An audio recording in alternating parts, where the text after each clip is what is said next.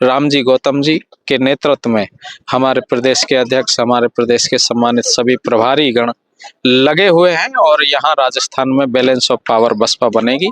यहाँ अच्छे विधायक हमारे जीतने वाले हैं। आंकड़े एक बार बता दीजिए। आंकड़े मैं करीब आपको बताऊंगा कि यहाँ 10 से 15 विधायक हमारे जीतने वाले हैं। बहुत बहुत बहुजन समाज पार्टी के पिछले 6 विधायक यहाँ जीते।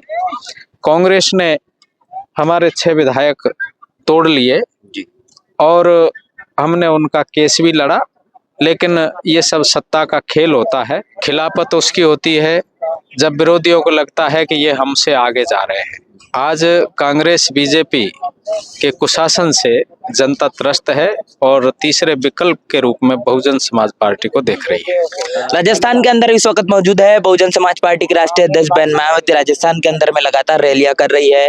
तमाम तरीके से जो बड़ी जिम्मेदारी आप प्रदेश की है, उन तमाम प्रभारियों से हम लगातार बातचीत और चर्चा करने की कोशिश कर रहे हैं। हमारे साथ में यहाँ पर बहुजन समाज पार्टी के राजस्थान प्रदेश के प्रदेश प्रभारी विजय बैरवा जी है। सर बहुत बहुत स्वागत है चैनल पर।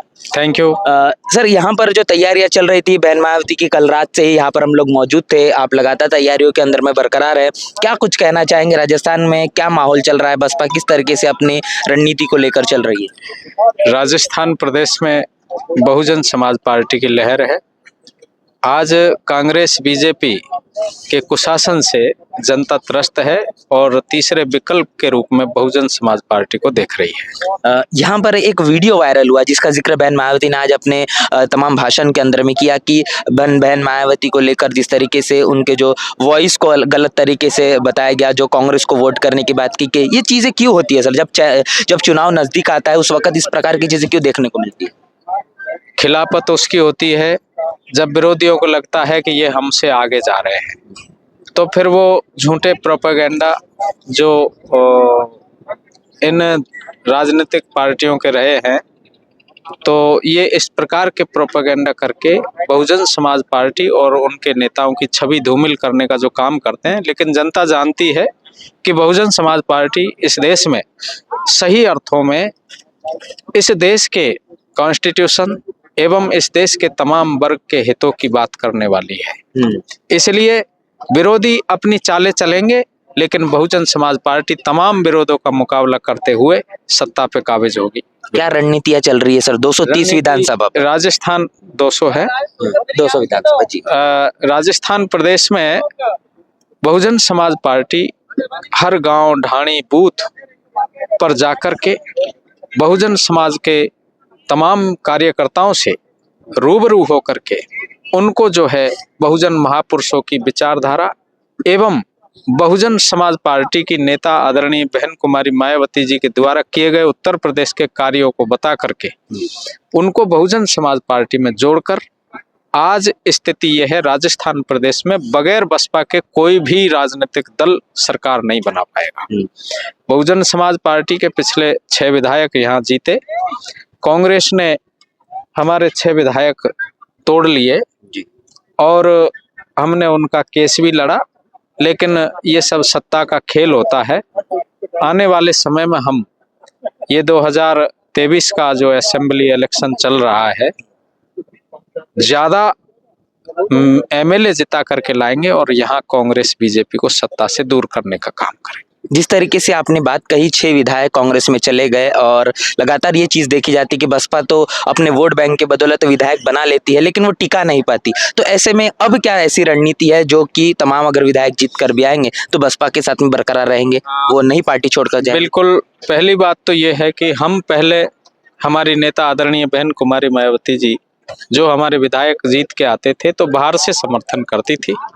अब की बार हमारी नेता का कहना है कि हम यहाँ विधायक जीतेंगे तो जो भी दल की सरकार रहेगी तो हम पावर शेयर करके और उन विधायकों को यहाँ मंत्री पद दिलवाएंगे और उनको जो है मुख्य सरकार के अंग में शामिल करेंगे। क्या कुछ मुद्दे हैं सर तमाम यहाँ पर पूरे राजस्थान के अंदर में, इंद्र मेघवाल हो या फिर दलितों आदिवासियों के लिए राजस्थान एक कब्रगाह कहा जाता है। देश के अंदर में राजस्थान की छवि बड़ी ही अनेक प्रकार से देखी जाती है। बहुत कहीं नेगेटिविटी, नकारात्मकता है बहुजन समाज को लेकर, लेकिन उसके बावजूद भी बसपा अपनी दावेदारी पेश करती है। क्या मुद्दे हैं यहाँ पर? क्या जातिवाद का कितना बड़ा मुद्दा देश के अंदर में, राजस्थान देश में जातिवाद, धर्मवाद, क्षेत्रवाद आदि हमेशा से जो है इन सरकारों की वजह से रहे हैं। जबकि देश कभी भी आगे बढ़ेगा भाईचारे से, अमन से बढ़ेगा।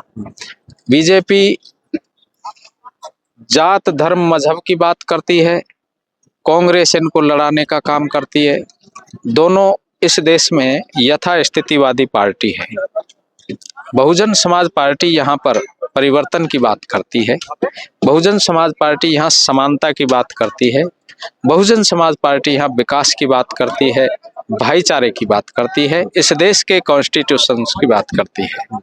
जबकि यहाँ पर जाति का, धर्म का खेल जो है चलाया जा रहा है, वो कांग्रेस और बीजेपी के लोगों के द्वारा चलाया जा रहा है। और हमारी ये सबसे बड़ी ताकत है कि हमारे महापुरुषों का जो मिशन है, आंदोलन है, वो समता, स्वतंत्रता, बंधुत्व और न्याय के सिद्धांत पे आधारित है, दमखम लगाए हुए। लास्ट में ओवरऑल आपसे जानना चाहूंगा 200 विधानसभा सीटों पर कितनी सीटें हैं, आंकड़े जानना चाहूंगा जहां पर बसपा फाइट में है और कितनी सीट यहां पर जीत सकती है।